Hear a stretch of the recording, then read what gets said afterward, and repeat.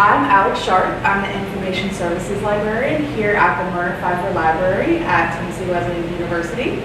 Today I'm going to give you a little bit of instruction on how to use library resources. Here in the library we have two different tiers of how we can help you with library resources. The first being a physical resource and the second being digital resources. Here in the library itself, we have thousands of books, both academic and more popular browsing fiction and that sort of thing. We also have periodicals, meaning scholarly journals, but also the ESPN magazine or People, those sorts of things. We have DVDs and computers and printing and all of that sort of thing. We're open all summer as well as, of course, during the year. When we get into the other tier of what we do to help you with library resources, it is predominantly digital, meaning that most of the resources we have available for you are available online through our library website. The library website, which we'll get into a little bit later, is library.tnwesleyan.edu. And through that you can access databases for all subject-specific databases, as well as things like news, magazines, ebooks, all kinds of good stuff, streaming film. But we'll get into that, we'll get into a little bit more specifics. First, we'll start with some of the goals that we have when we teach library instruction and information literacy. If you take classes on campus, there's a good chance that at some point I will be in one of your classes and I will teach you a class where we'll go a little bit more in depth. Today we're going to kind of do a basics, just kind of go over it a little bit and get an idea of what we have available here at the library. When it comes to studying business, there is another form of publication that you may want to focus on, and that is trade publications. Your teachers are also going to tell you to find peer-reviewed scholarly journals, and I'm going to show you how to do that as well. Trade publications are something that have a lot of really great business information in them. So it's market information, market share information, product information, customer profiles, that sort of thing. So also look for this whenever you use Discovery, which is the next thing we're going to talk about. Discovery is a search engine. It's a portal. And what that means is that it connects all 80 of our databases into one place. So you can use a simple keyword search and you can bring the most relevant information to the very top of your search.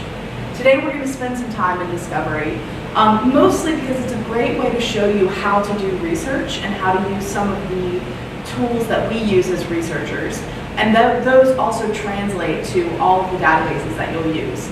So it's good to kind of get an idea of how to search, and then you can do that amidst all the other databases that we have available. Okay, so this is the library's website. Again, library.tnwesleyan.edu. Just a brief overview of what this looks like. We have our news here on the left. And then over here on the right is our Discovery search. What the Discovery search does, other than just being a portal and giving you access to our digital resources, it also keeps all of our catalog items, so all of our physical items in the library catalog in Discovery as well. So when you search Discovery, it's not just going to find electronic resources, but it will also show you if we have something in the physical library. Our hours and our contact information underneath Discovery. And then here at the bottom, we have our three sections: quick links, research guides, and about the library. We'll get a little bit more in depth into this in a minute after we talk about Discovery. But it's good to know that it's here because it has all the information you could possibly need from the library is in these three sections essentially. So we'll come back to that. One of the reasons that we really like Discovery is that it's intuitive, but it's also very versatile. So you can do a basic keyword search the way that you do in Google. Let's say you want to look up business ethics.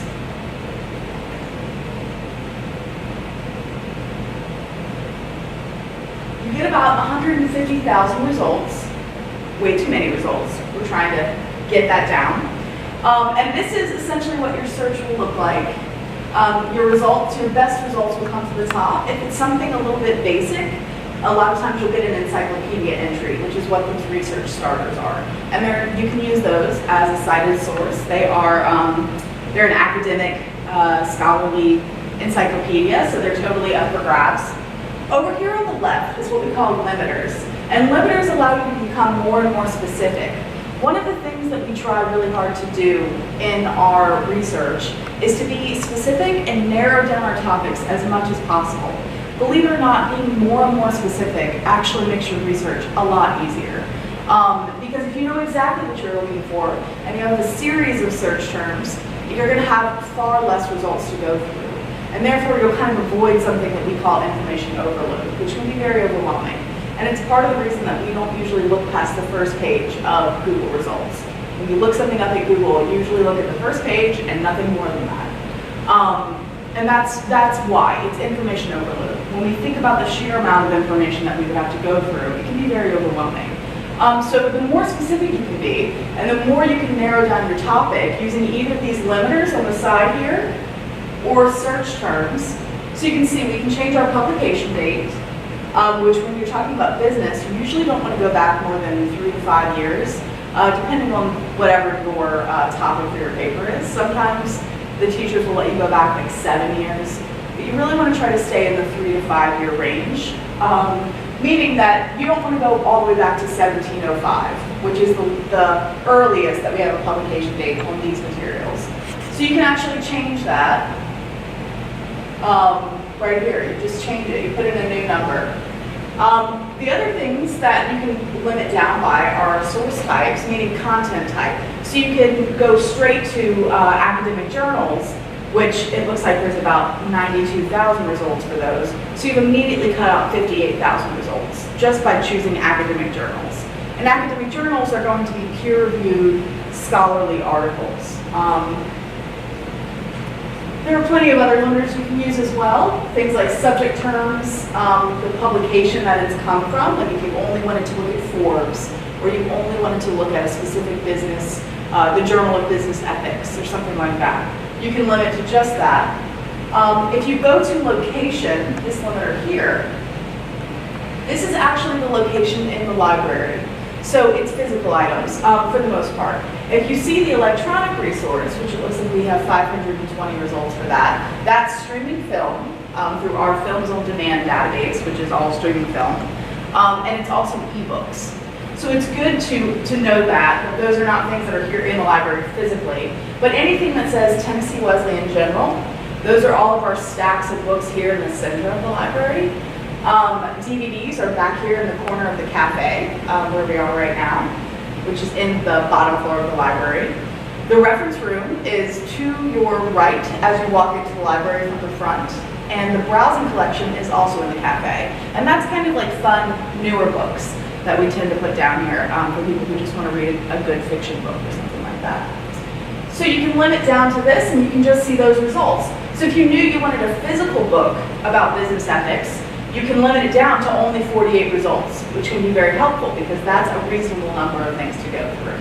And then you can see right here, it'll give you the call number, and that's how you find it. You just alphabetically go to the HF section, which is on the 3rd floor of the library, and you'll be able to find it. Pretty easy. So if you choose a limiter that you want to take off, you just go over here to this box on the left, and then you can just X out of that limiter, and you'll go back to your original results, which is 150,000.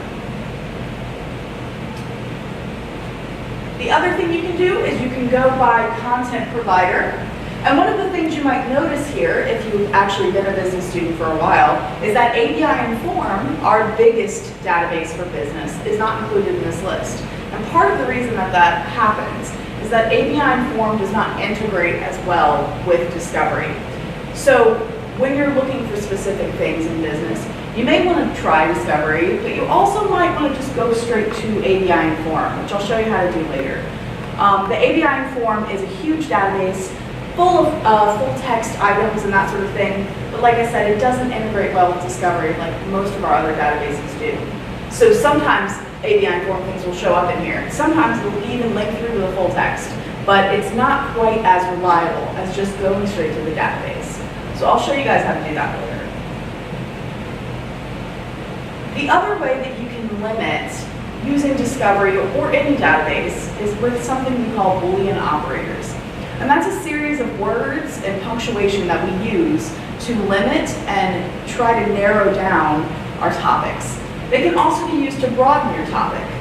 If you have something that is very specific and you need to go a little bit further, there's a few that can also help you do that. For the most part, we're usually trying to narrow down, though. We usually start with something more broad, and we want to narrow down our terms to a point where we get a reasonable amount of results that don't overwhelm us, but can also be very specific and relevant to what you're looking for, and good information as well. Not just kind of whatever fits the bill, but whatever it is that you need to write a really good paper, or do a really good research project, or whatever that might look like. So the first Boolean operator that we have, I'll show you guys. Boolean operators, like I said, are words and punctuation. The words are and, or, and not. The punctuation that we'll talk about today, there are plenty and plenty of things that we don't talk about when it comes to Boolean operators because they're very advanced techniques. But the ones that we're going to talk about are quotation marks, parentheses, and a truncation mark, which is actually just an asterisk. I'm going to show you guys how they work in Discovery, because it's a little bit easier to show you than it is to fully explain it without having a visual kind of impact. The first thing we're going to talk about is quotation marks. Quotation marks allow you to phrase search. I mentioned earlier that Discovery is a very intuitive product. What it does is it makes assumptions about the things that you're searching in the same way that Google does. It has a specific algorithm that allows you to type in a keyword and it to bring the most relevant results to the top, no matter which database it may be pulling them from. So if you put something like business ethics in, it's actually adding an and in between those two words without you ever seeing that and. And that means that with every result that shows up, the word business and the word ethics has to show up in it, whatever that result may be. It doesn't necessarily mean that business and ethics have to be next to each other. So because it's intuitive, it's going to pull up results that have business ethics next to each other. But once you start to get further down into the results, in 20, 30, 40 pages maybe, it's going to be showing you results that have business in one part of the record and ethics in another, and they don't necessarily have anything to do with business ethics. So the way you can avoid that is you can put it in quotation marks. And this is called phrase searching. So it means that it will only pull up results where business and ethics show up right next to each other, meaning that you're being more specific and narrowing it down from results. And you can see that we go down to 90,000 results. So we lost 60,000 results, which is good. You're always trying to kind of chip away at the results that you have. So we've mentioned and. So if you want to be more specific and you want to narrow down within these 90,000 results, you can add another term.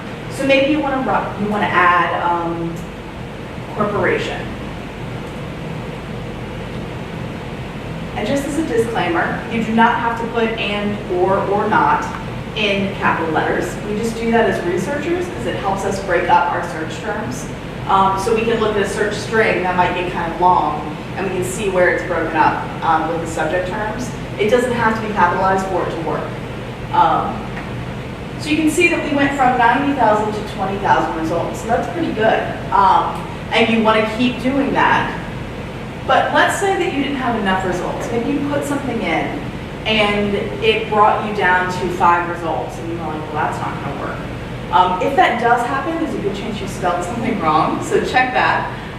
But if for some reason it's something that's so specific that it hasn't been written about or something like that, there's a couple of ways that you can actually broaden your search terms. And one of those ways is using the or Boolean operator. And usually when we use an or operator, it's so that we can use two terms that are synonymous, that mean essentially the same thing, but it's going to expand the words that it looks for.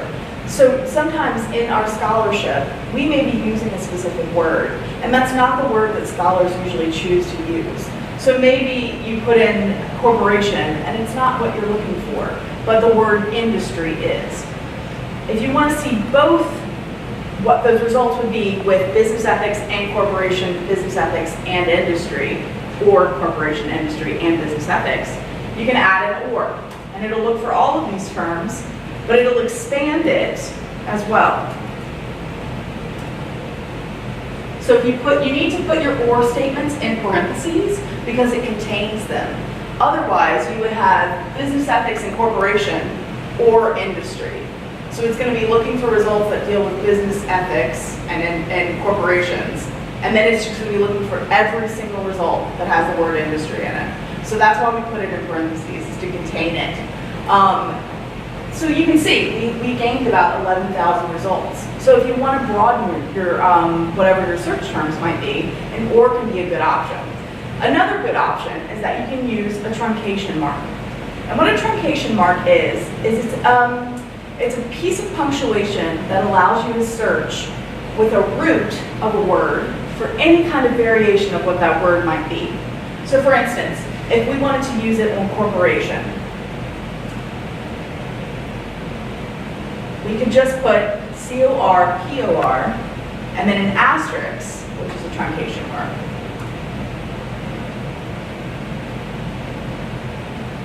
And you can see we went from having 20,000 or 21,000 results with business ethics and corporation to this. And the reason for that is that it's looking for a corporation, corporate. I'm trying to think of other variations of what that might be. That's probably the two main ones when we're talking about business discipline, corporate and corporation. So that expanded our results because we're looking for two different words by only using one search term. So that can be helpful. For me, I always do it for libraries. I put L-I-B-R-A-R and a truncation mark. And so that looks up library, libraries, librarians, librarian, or librarian, singular, librarians, plural. So it expands my results. Make sure that I get the most relevant stuff. So the last one that I want to show is not. And not can be very helpful when you are searching for a certain topic and for some reason they've written about something that you have absolutely no interest in. So I'm going to look at my not. So maybe you look up business ethics and corporate management. You get 15,000 results. And you see a bunch of stuff that has to do with industrial management or something like that. And you think, oh, that's not really what I'm going for. So you can then go to the end of your search string. You can type not, and then put in maybe INDUS and a truncation mark. So it's going to take out industry, industrial, all of that kind of stuff. And it took half our results out. So that can be really helpful if there's something that keeps popping up in your searches that you don't want anything to do with, but it's kind of like a singular term that you can easily eradicate from your results. That can be really helpful. So the other limiters that are really important, other than our search terms, the ones on the side here, of course, are your publication dates. So like I said, you usually don't want to go back more than 5 years. So you can just arrange it here. You just adjust your publication date to 5 years ago, 2013. And it took you from about 7,500 results to 1,600 results. So that's really helpful. That's a good way of getting rid of a lot of stuff. If I would have put it in the beginning with business ethics and adjusted it down, it would have gotten rid of probably about 100,000 results. So that can be a good way of just getting rid of them immediately from the beginning, if you know that. The other thing you can do is if you know that you have to use a peer-reviewed scholarly journal, you go and you click just academic journal source type, because that's what that is. Academic journals are your peer-reviewed. If you know that you're looking for some kind of market information, you can go straight to trade publications. Although sometimes the trade publications are included in something like academic journals or magazines. They get better every day. They adjust things every day to make it easier to use trade information. So it is a good thing to watch out for. Now you'll see from our results, sometimes you'll get things in other languages, as our first thing here is. There's a good chance when you open it, it's actually in English though, so it's always good to look and see, because you never know. If you see, you'll see on some of these results, something like View Record or DOAJ. DOAJ is like an open source journal, so you can always go there and see if they have it. Sometimes they do have the full text. And sometimes you'll see this PDF full text, which makes it very easy. You just click on that PDF full text, and it'll open it up on the next screen. You can save it from here, you can download it, you can print it, whatever it is that you'd like to do. You can also look at the other articles that are in this issue of the Journal of Business Ethics. So that's pretty cool. A lot of times they have themes in each issue, so it may be something that's related to what you're looking for. Just kind of another dimension of doing your searching. The one thing I want to talk about is full text finder, because I find that students are sometimes scared to choose that because they think it means that we don't have it. A lot of times with the full text finder, we do have it, but it may be trying to come from a database that we don't have. So you need to click on the full text finder and see if anything comes up on this next page. Give it a second to load. Sometimes it takes a minute. And you can see that it does actually come up. It linked through to ABI Inform, which is wonderful. Sometimes it works, sometimes it doesn't. It's always nice to try and see. So you can see here, this is the one you were looking for, I believe. And then there's the full text PDF right there. And you can download it. So a lot of times, even though it says full text finder and it doesn't have a PDF icon, there's a good chance that we have it, because most of the time that link means that we have access to it in some way or another, and that's why that link is coming up. It doesn't always work.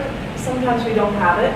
And sometimes this page will come up with something that doesn't, it'll say we don't have this page. What you need to try is you go over here to the left-hand corner, full text finder results, and it'll give you a list of options sometimes. And what it is that occasionally it'll be trying to search whatever that first result on that list is. In this case, we only have one, but sometimes it'll be a list of 5 or 6 databases. And it may just be that the first database is not one that we subscribe to, but it doesn't mean that one of the other 5 are not. So look and see if there's a name that you recognize, because there might be another result somewhere in those databases, and you just need to click that link, whatever it may be, and it'll bring you directly to the database. There you are. That's what it looks like. So don't be scared of the full text finder is really kind of the moral of the story in that case. If you're not trying to look at academic journals, if you're trying to find an ebook or trade publication, you can see that your results are much smaller. Trade publications, only 34 results. Ebooks, only 18 results. Magazines you probably want to avoid. They haven't been edited in the same way that an academic scholarly journal is, meaning peer review, where scholars have looked through and made sure that the evidence is true and that it's factually cited and all of that good stuff. So you probably want to avoid those unless you're looking for current events, news, the way things are being kind of received out in the world and the present, that sort of thing, which of course is very valuable for a business student if you're talking about trends or forecasts or anything like that. So that is good to know. Change your source types up. You can also use the full text and the peer reviewed up here. I would avoid using this particular full text button. Sometimes it takes out some of those results that show up through full text finder. So you just want to I would avoid it if I were you. When you get into some of your databases like ABI Inform, Business Insights Essentials, a couple of other limiters that you can use, and that's these here, the full text, the peer reviewed. The catalog only means physical things, so it's going to be things that are here in the library. I would avoid using this full text limiter. It's perfectly acceptable when you get into the databases because they're coded in a different way. But sometimes this full text finder or this full text button will actually limit out your full text finder results because it thinks that maybe we don't have access. So when you're using discovery, I would not use the full text. You can, of course, use the peer reviewed. It's pretty accurate, I would say.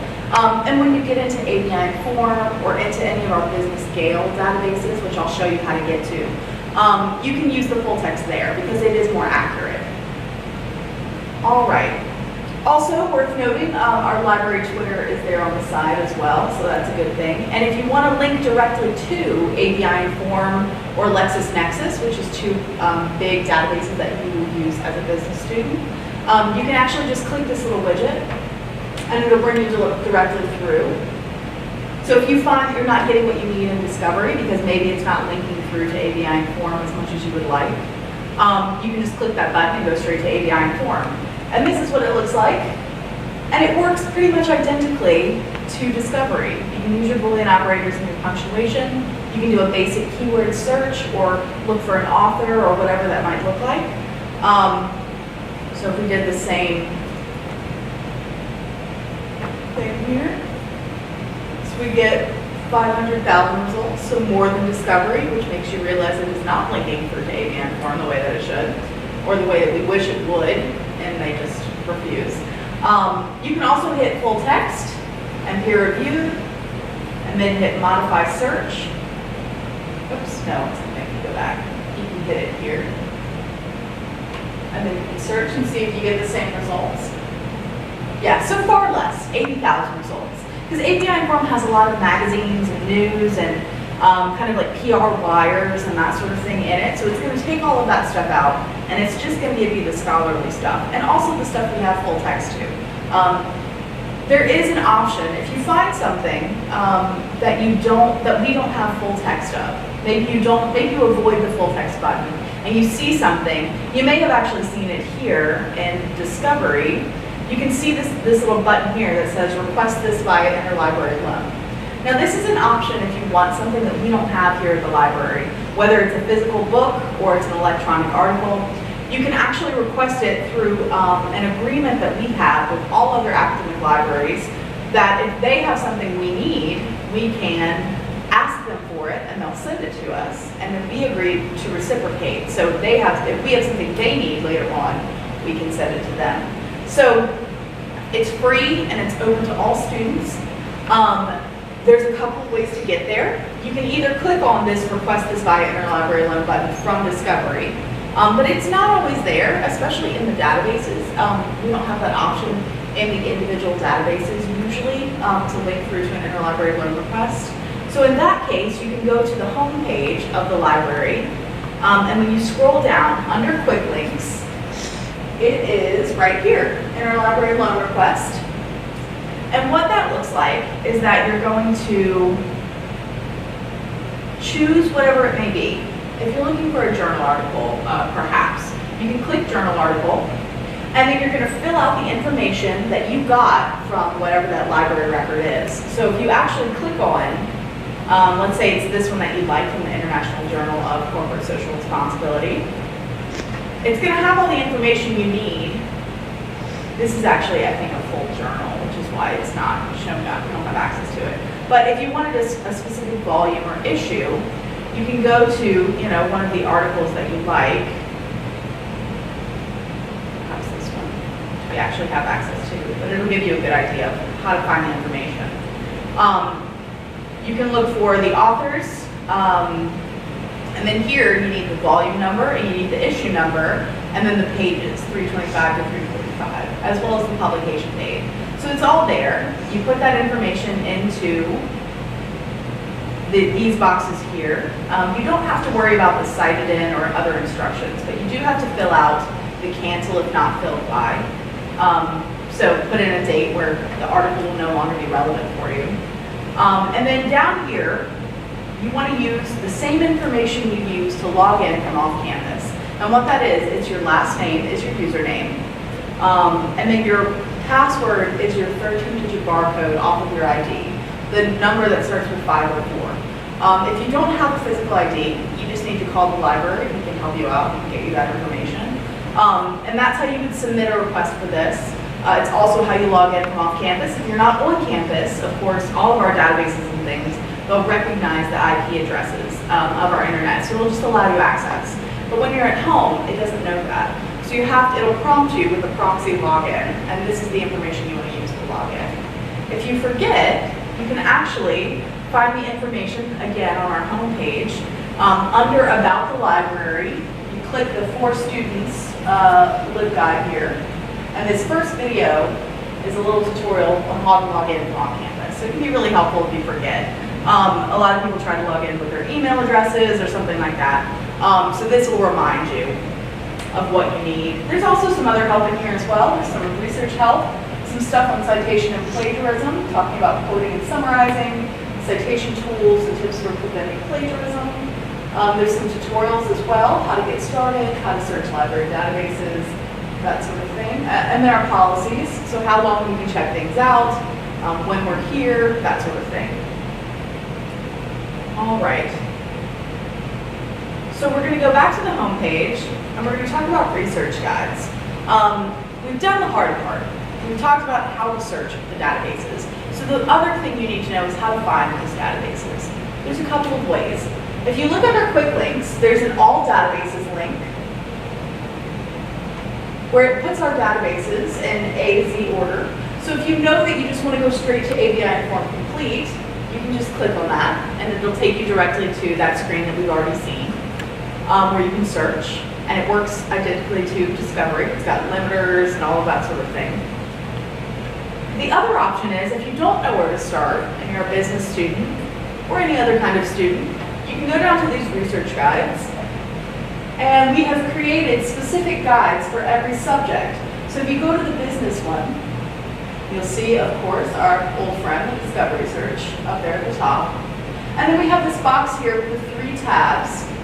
So these here are your best bet databases. First, of course, being ABI Inform. And if you click on it, it's hyperlinked. It'll just take you directly to the database where you can search just the holdings of whatever that database may be. The beauty of Discovery is that it searches a ton of databases at the same time for anything that might be relevant to you. But for some people, going to a subject-specific database is a much better option. It's fewer results, perhaps, not always the case when we're talking about something as big as ABI Inform. But with some of these, you can see it's, business, economics, and theory. It's only about 150 full-text journals, which is not actually very many. Business collection through Gale has 4,000 business publications, so a little bit more. But when you think about Discovery, it searches all of them at the same time, so it's getting hundreds of thousands of journals access, as opposed to just this smaller one. But this works better for some people. They like the idea of having something that's more concentrated and more specific to whatever that may be. If you know that you're looking up economics, you can go straight to that database and you may feel more comfortable that way. It's really up to you. I do want to make the note, LexisNexis and NexusUni are the same thing. NexusUni is kind of the new iteration of LexisNexis. They've adjusted their interface and that sort of thing. It has all the same information, but LexisNexis will soon disappear. You may recognize that name, and your professors may use the name LexisNexis because they haven't maybe been told that NexusUni is the new version, but it's only just come out in the last couple of months. So use that one instead. This is a great database because it gives you company information. It's also good if you're taking any law classes because all of the law reviews and the legal journals and things like that are through this. It also has a ton of newspapers in this database specifically, so it can be good. This is what it looks like. You can do a search if you want, just a basic search. I am always, I do the guided searches, so because usually it's for something specific, like going to company information. And then you can go over here and you can see company profiles, all company information, any mergers and acquisitions, analyst reports, or SEC filings. So maybe you just want to do all company information, and you want to type in something like Walmart, because you will probably have to write a paper where you do a business comparison. This is a good database for that, because it brings up a lot of information. And then you can see, it'll bring up Walmart Brazil, all the different Walmarts, Walmart Online, that sort of deal. And just so you can see, this is actually Walmart.com, mergers and acquisitions. And then it'll give you information on whatever that transaction summary is. If you go to company profile, which was the first option, it's going to show you all the info that you would need, such as employers and that sort of thing, revenue streams and all of that information that you need for your company paper. Pretty easy to use. The other option for the same kind of information is this one, Business Insights Essentials, which has company and industry profiles as well as SWOT reports, that sort of thing. But one of the things I really love about this Business Insights is that it has this comparison chart tool. So you go to companies, and you scroll down, and you can add a company. So maybe you add Hilton for the Hilton hotels. And then it brings up the results over the last, 25, 30 years, something like that. And then you can change it. You can change your metrics to employees over time, that sort of thing. And then you can add others so that it will compare them. So it can be really helpful when you get into that big project, as most people end up doing that project in the business communications or in ME or something like that. So that's a really good database to use as well. The others, they work very similarly. You just want to look through them. I would just look around, kind of poke around, see what you can find. The next tab here is for other databases. These are things that may not be specific to business, but they may be helpful. So JSTOR is one of our biggest packages. It's all full text. It's focused on the humanities and that sort of thing, but it has a ton of stuff in it, as well as ebooks. So there may be that you're looking for something in there, and you may be able to find something. Computer database has a lot of computer-related product information.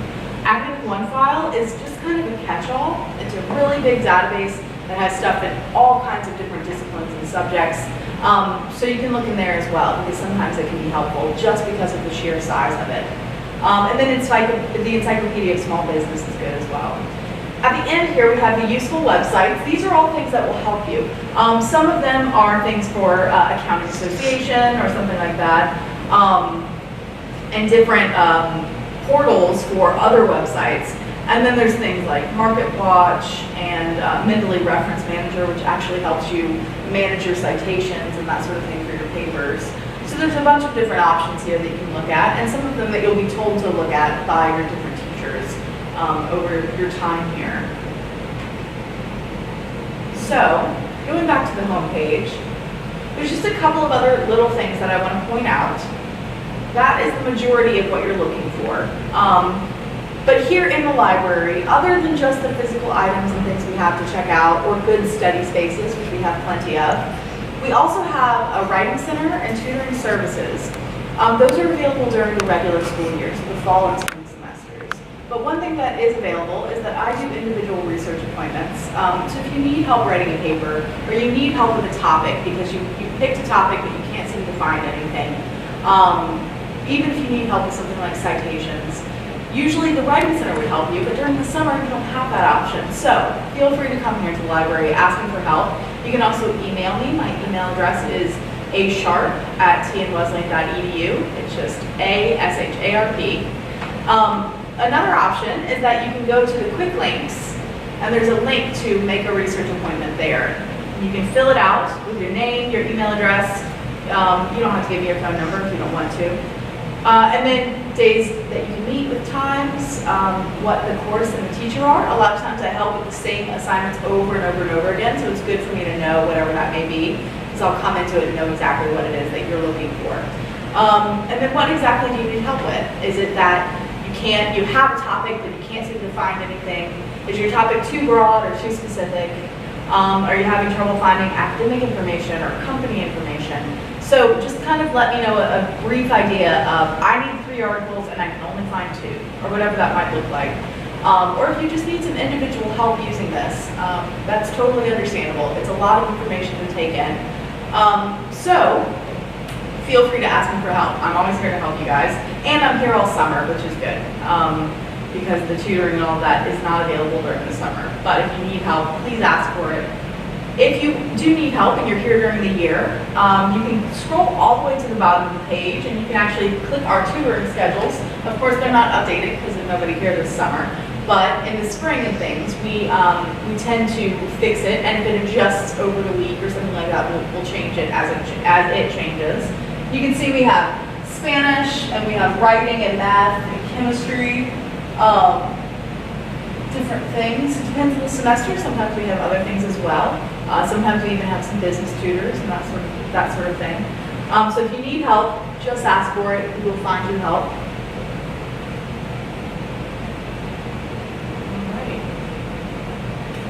The last thing I want to point out is talking about citations. Citations are one of the hardest things, I think, when we come to college to have to learn, especially if you're not used to something like APA, which is what you use in the business department. So if you need help with APA, if you scroll down to the bottom here, there's an OWL Purdue link. OWL Purdue is a really great free resource that has an APA. So this is what the screen will look like. And you'll go over here to the right to the APA Formatting and Style Guide.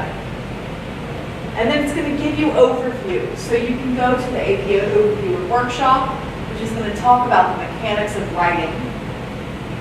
Or you can go to the Formatting and Style Guide. And this is where you can get information on how to do in-text citations, how to do footnotes. If you go to the reference list sections, articles and periodicals or books, and click on them, it's going to give you the basic form, and then it's going to give you specific examples of different types of articles that you can then use to plug in your own information for whatever materials you're citing, and you can use it that way. It also has some really helpful stylistic stuff, so how to avoid bias, basics, headings, and seriation, which is one of the most confusing things about APA. And it also has a sample paper. And this can be really helpful because sometimes we are visual learners and we learn by looking at something.